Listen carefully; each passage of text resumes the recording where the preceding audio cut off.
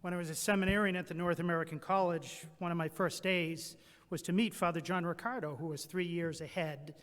And Father John took me to visit the tomb of St. Peter, what we call the Scavi. Filled me with a great hunger to be able to do what I saw Father Riccardo do then. I'm not going to be able to do justice to imitating him this afternoon, but one housekeeping note that's not in my biography: I'm an identical twin of the handsomest man in the world, and Scott is here during these days. So if you happen to see me dressed as a layman with a wedding ring, please don't report me to Archbishop Kacha, the Papal Nuncio at the United Nations. That is my brother. It's a great joy for me to be at the Napa Institute and a real privilege to be asked to speak. I thank Father Spitzer, Tim, and John, and their whole team for the invitation to speak at this conference dedicated to how Jesus, who said in the book of Revelation, "Behold, I make all things new," wants to renew each one of us and through us transform the church and American society. Last week at Daily Mass, we heard Jesus' words, "Come to me, all you who labor and are burdened, and I will give you rest." That's a terrible translation. When we hear the word rest, we often think about naps and vacation. The Latin Vulgate uses remake. The Greek, refresh. The one who makes all things new wishes to restore us, to reform and reshape us, to rekindle and resuscitate us. In this year of St. Joseph, in which we ponder how God the Father entrusted his only begotten Son to St. Joseph, we see that according to his humanity, Jesus learned from Joseph how to be a tekton, literally a builder. And Jesus, as a tekton in Nazareth, was doing far more than making yokes, tables, benches, wheels, and houses. He was rebuilding the human race. And he never ceases to repair and renew and renovate the church he has built. Church history teaches us over and again this lesson. At the beginning of the 13th century, a time of great corruption in the church and society, a young party animal named Giovanni Bernardone was praying in a dilapidated church in front of a painted crucifix. From that crucifix, Jesus suddenly called out using his nickname, which came from the fact that his mom was French, and said, "Francis, rebuild my church that you can see is falling into ruin." The man who eventually became St. Francis of Assisi thought that the Lord was asking him to repair the crumbling church of St. Damien. So he hawked some of his father's valuable fabrics and sold them along with his horse to start repairing the church. But little did Il Poverello know that he had misinterpreted the Lord and that the crucified Jesus had another, far more extensive rebuilding project in mind. That project started with Francis himself, who responded to God's grace to give up his hedonism and vanity and unite himself through the evangelical counsel to the poor, chaste, and obedient Jesus. And many others soon joined Francis in this new life. Eventually, they went to Rome to seek the approval of their statutes.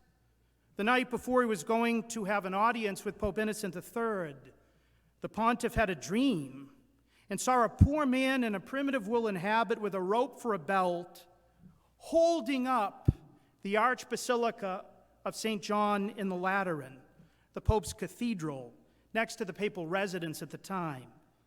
The following day, Innocent saw the very man from his dream enter, surrounded by his closest followers. Pope Innocent properly interpreted the dream he had received. St. Francis of Assisi was being called by the divine tekton to rebuild the church as a whole, the entire household of God, symbolized by the Cathedral of St. John in the Lateran. St. Peter presented the church's basic architectural plan in his first letter. "Come to Christ," he said, "a living stone, rejected by mortals, yet chosen and precious in God's sight. And like living stones, let yourselves be built into a spiritual house, a holy priesthood, to offer spiritual sacrifices acceptable to God through Jesus Christ." Jesus Christ himself is the foundation of the church, the cornerstone. And the church is the spiritual house built not of marble, wood, bricks, and glass, but men, women, boys, and girls, living, breathing, believing stones whose life is built on Christ. If you go to St. Peter's Basilica in Rome, you see the execution of Christ's perpetual renovation plan depicted in art and architecture. The present Basilica of St. Peter was constructed between 1506 and 1626 and decorated over the course of the succeeding century. And it was a visual response to the Protestant Reformation that had begun in 1517. One of the great joys of my priesthood has been to take more than 10,000 people on visits to that basilica. There are so many elements we could talk about, but two are key for our talk this afternoon. The first is the placement of the saints. Just like over the 140 columns in Bernini's famous colonnade in St. Peter's Square, the church has placed 140 saints influential in building the Church of Rome to show that they are the true pillars in the spiritual house that's the church. So inside the basilica, in the enormous foundational pillars, we have huge statues of the saints who founded religious orders that were instrumental in rebuilding the church after the scandals that led to the Reformation. You'll see an image of St. Ignatius of Loyola on your screen. Many of these saintly founders come from the 1500s, some from before, whose orders shone during the Counter-Reformation, and others from centuries after, including our own St. Francis Xavier Cabrini. But their placement in those pillars clearly conveys that the only rebuilding worthy of Christ is a reconstruction through holiness of life. Every reform that the church needs is one that calls us back to taking seriously this foundation of the Christian life, that Jesus calls us to be saints, not mediocre, and to experience and share the fullness of the Christian life. The second element is just as important, theologically and architecturally, but few visitors and guides spend much time on it. In the spandrels coming off the arches throughout the basilica, the church has placed 28 different statues depicting the virtues. The virtues are all depicted allegorically with symbolism that stretches back to before Christianity. Since virtues are meant to be beautiful and attractive, they were all depicted as women who have likewise traditionally been considered to be more faithful and constant than men. If you look up toward these structural arches, you'll see statues depicting faith, hope, charity, prudence, justice, fortitude, humility, patience, mercy, compassion, generosity, chastity, obedience, as you see on the screen, constancy, and others. They've been placed in those spandrels because the arches on which they rest uphold the roof. They counter the force of gravity, indicating that the virtues push us upward. They rebuild the church by renewing us, drawing us from the horizontal worldliness and elevating us to seek in action the things that are above. But that's not the only place that the allegorical virtues are depicted. Throughout the basilica, at the tombs or monuments of popes, the deceased pontiffs are depicted with two notable virtues on their sides. The virtues by which they, or their successors who finished their monuments, wanted them to be remembered. Alexander VII, whose tomb you see in front of you, tried unsuccessfully to reconcile the Church of England, and he wanted to be remembered for charity, which you can see as you look at the image on his left, where when I give tours today, I ask pilgrims, what virtue do you think would be depicted by a mom with 3 young kids? And people shout out, patience, and I say no. And I wait as the other guesses come. And it's a poisonous fruit of the abortion culture that almost nobody gets the virtue of charity, the virtue of love.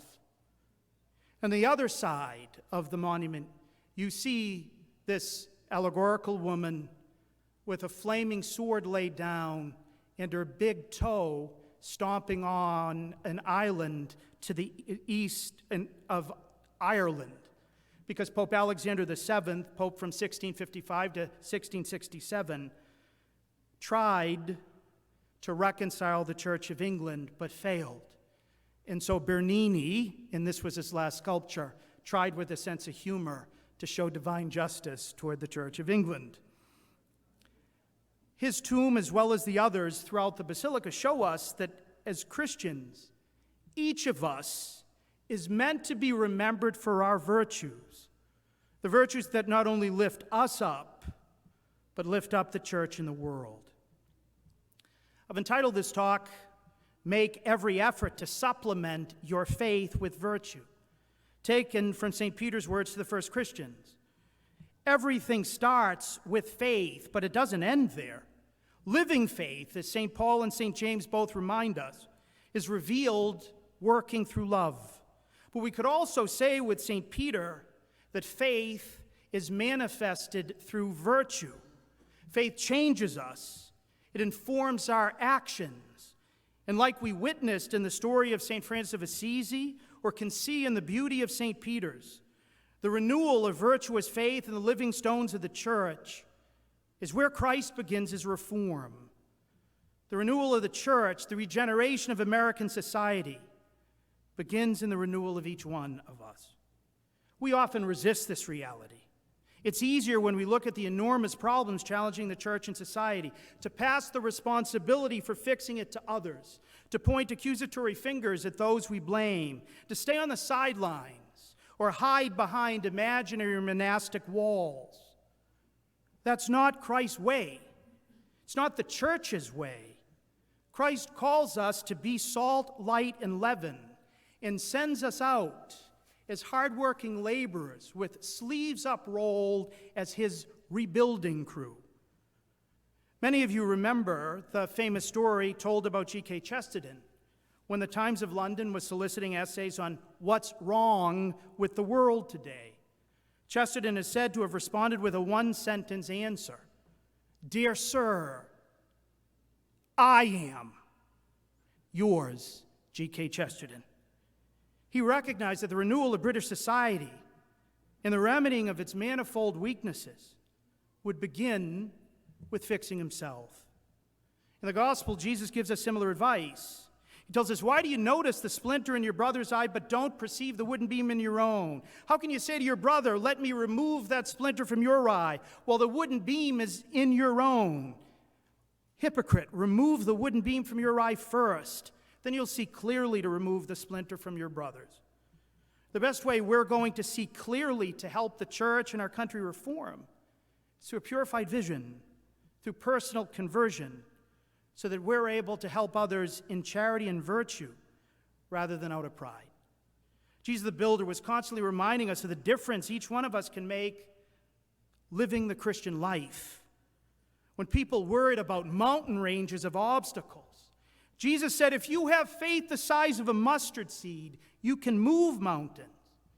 And he used the mustard seed again to describe the growth of his kingdom from something small and seemingly insignificant to something that would accommodate all the birds of the air.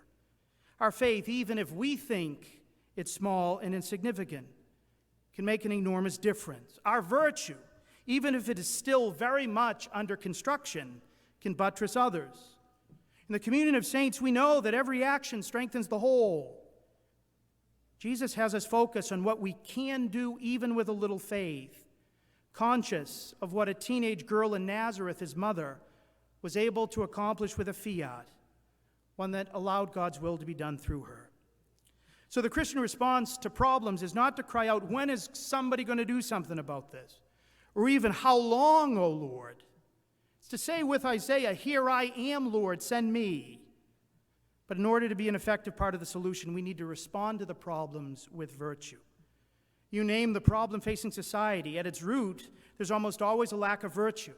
Cowardice, dishonesty, anger, hatred, addictions, overeating and drinking, using and abusing others, laziness, sexual objectification, disloyalty, envy, greed, impatience, vanity, untrustworthiness, irresponsibility, pride. Similarly, within the church, the problems in her teaching, sanctifying, and shepherding offices are all ultimately traceable to breakdowns in virtuous behavior, to people not doing and living as they profess to believe. Rather than taking the easy way out and focusing first on the Pope or the clergy or Catholic schools and universities, Christ is calling us to hear him summoning us by name. To ask with regard to the teaching office of the church, for example, how am I doing in understanding and passing on the treasure of the faith? With regard to our worship, how am I in taking advantage of the gift of the sacraments and drawing others to them? With regard to self-governance, how am I in self-mastery and in leading by serving? The virtues help us to do this. They're the tools necessary for making, repairing, and renewing Christian life. Virtues are habitual and firm disposition to do good. They not only improve what we do, but who we are, forging our character through perfecting our mind and will, ordering our emotions, and guiding our conduct. St. Gregory of Nyssa, a great 4th century doctor of the church, once said that in a certain way we are our parents, because by our actions we form our second nature, for good or ill. Virtues are like moral muscles that help us to become truly free and mature through self-mastery. They're the root and the fruit of repeated good actions. Yet despite all of these benefits, we're not living in an age that esteems and cultivates virtue. Instead of virtue, many speak about values, which are basically subjective attitudes.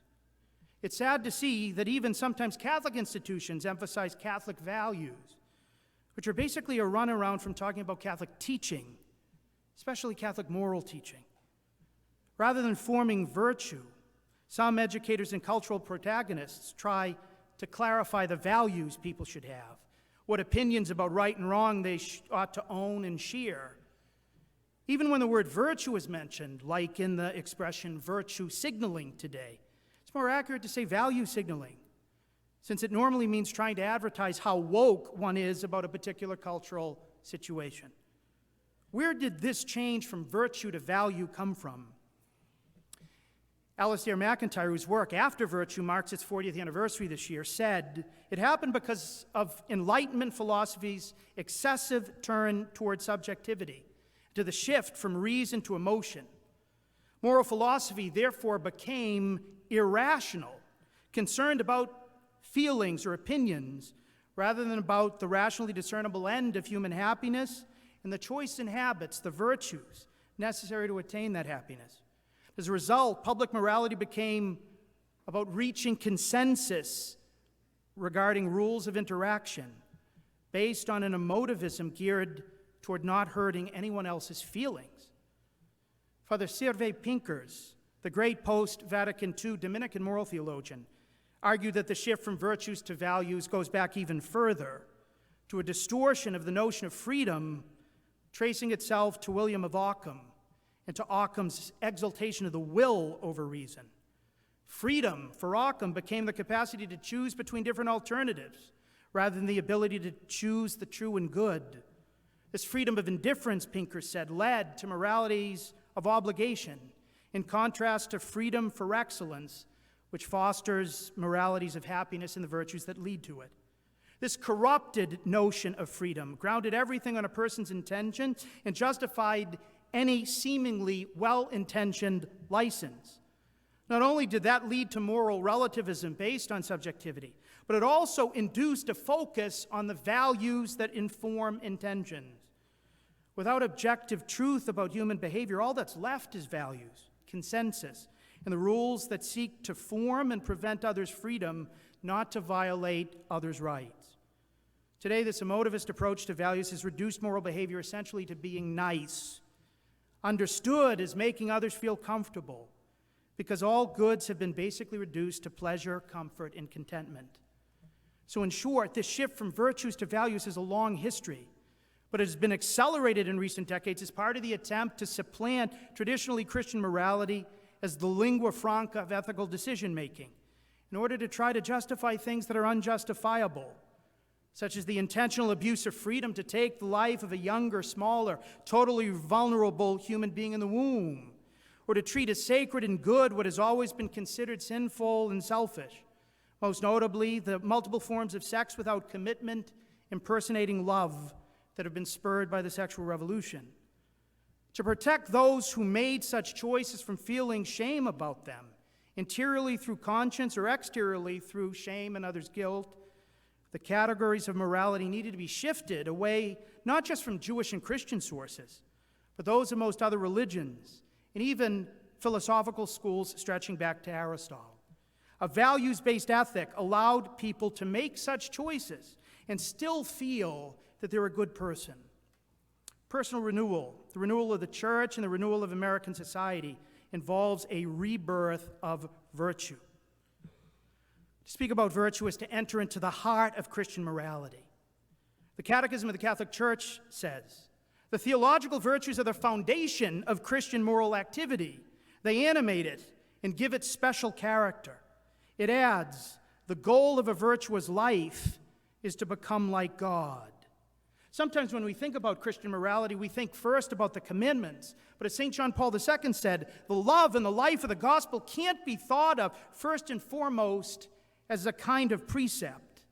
If we pay close attention to what Jesus does in the Sermon on the Mount, he came to take us beyond the commandments. For example, he said, thou shalt not kill, the fifth commandment. Thou shalt not commit adultery, the sixth. Don't take a false oath. You have heard that it was said, but I say to you. And he takes that law on the inside to who we are. Speaking about virtue, he summed up the Sermon on the Mount saying, every good tree bears good fruit, and a rotten tree bears bad fruit.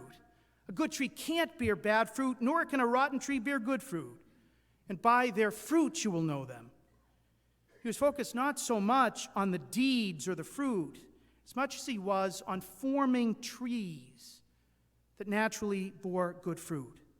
That tree is the virtuous person, the one who is attached to him like branches on the vine,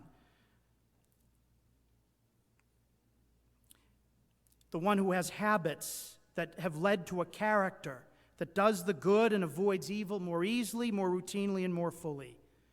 The essence of Christianity is not our moral action, but God's communicating his divine life to us and making it possible for us to live a new life, communion with God and others. The goal of the Christian moral life is therefore to be able to say with St. Paul, it's no longer even I who live, but Christ who lives in me. It's to allow the virtues of Christ to live in us. What are the virtues we need today? There's no need to be original and come up with a new moral recipe. The most important virtues we need are those every age needs.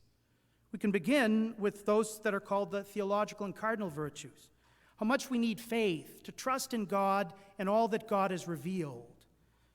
When there are catastrophes happening within the church like scandals, people abandoning the church, not coming to Mass or confession, not getting married, not bringing their kids to be baptized, not getting the anointed, there's a widespread lack of belief in the real presence. It's tempting for people to doubt that God's really in charge. Similarly tempting when there are catastrophes happening to the church, like the persecution and massacre of Christians in various lands and infringements against religious freedom closer to home. Like the apostles in the boat with the sleeping Jesus on the Sea of Galilee during the tempest. We need faith that God is with us always, that he seeks to bring good out of evil, that all things will work out for the good for those who love God. We likewise need hope. Pope Benedict indirectly defined hope in his beautiful 2008 encyclical Spe Salvi as living with God in the world. That no matter how tough things get, when we know that we're not alone, but the conqueror of sin and death is at our side, risen from the dead, we receive the confidence to move on. This not only combats despair, but it also combats the more subtle form of despair, when people focus above all on the negative, when people, including Christians, complain and decry so much that they drag themselves and others down. This doesn't mean that we have to play the ostrich, but it does mean that we need to live what we pray in the heart of the Mass. We have lifted our hearts up to the Lord. Every Christian should live almost every day as if Mary Magdalene has just run back from the tomb saying, the stone was rolled away. Because the same Jesus who appeared to her in the garden walks with us. full time. Charity is the third. Love for God and love for neighbor converted the Roman Empire. A love for God so strong that it led people to martyrdom. A love for neighbors so strong that it led them to sacrifice everything for those who were their new family members through baptism. How much we need that gift. The cardinal virtues, courage, which isn't that we have no fear, but that we do what the Lord is asking despite our fear. Prudence, which helps us to discern the way toward the ends Christ proposes. Justice, that firm and constant habit of the will to give God and neighbor their due in an age in which so many claim rights but not responsibilities. Temperance, in this age of so many addictions to food and drink, prescription drugs and illegal narcotics, entertainment, sports, and media, to being liked. How much we need these gifts. And I also put here capital virtues. Capital virtues are opposed to the capital sins. Against the vice of pride, we need the virtue of humility. Against greed, generosity. Against envy, true fraternal love. Against lust, chastity. Against gluttony, temperance. Against unrestrained anger, meekness. And against sloth, diligence. How do we grow in virtue? Catechism tells us that the human virtues are acquired by education, deliberate acts, through perseverance, ever renewed and repeated efforts, and by divine grace. First, teaching. We need teachers, but the greatest of all teachers are witnesses. We need to use our imagination, our literature, our parables, our illustrations to show virtue in action, like C.S. Lewis or J.R. Tolkien or G.K. Chesterton and others have done in modern times. We need witnesses, as St. Paul VI calls us to, when he said, that's what our age most needs. Likewise, we need training to form people in these virtues. I wrote a book called Plan of Life to help us grow in virtue each day. We need, above all, supernatural means. We need to turn to God and begin with his help, especially the gift of the Holy Spirit that strengthens that virtuous life. In conclusion, I want to turn to something Pope Benedict said when he visited the White House in 2008. He was speaking about the importance of authentic freedom, the type of freedom to which virtue leads, in the context of a metastasizing, erroneous notion that has led not only to various forms of moral slavery, but also to the undermining of a free and virtuous society. What he said there is key for us in terms of the transmission of virtue. Freedom, he stated, is not only a gift, but also a summons to personal responsibility. The preservation of freedom calls for the cultivation of virtue, self-discipline, sacrifice for the common good, and a sense of responsibility toward the less fortunate. It also demands the courage to engage in civic life and to bring one's deepest beliefs and values to reasoned public debate. In a word, freedom is ever new. It is a challenge held out to each generation, and it must constantly be won over for the cause of good. That perennial challenge to freedom is also a constant one for virtue as well. A life of virtue is a challenge held out to every generation and to our generation, and it must be constantly chosen, repeatedly won over. Virtue, like freedom, is ever new. That's the newness Christ, who makes everything new, wants to give, as he helps us to make every effort to supplement our faith with virtue. That's the newness through which he wants to renew the church and the world. Thanks very much.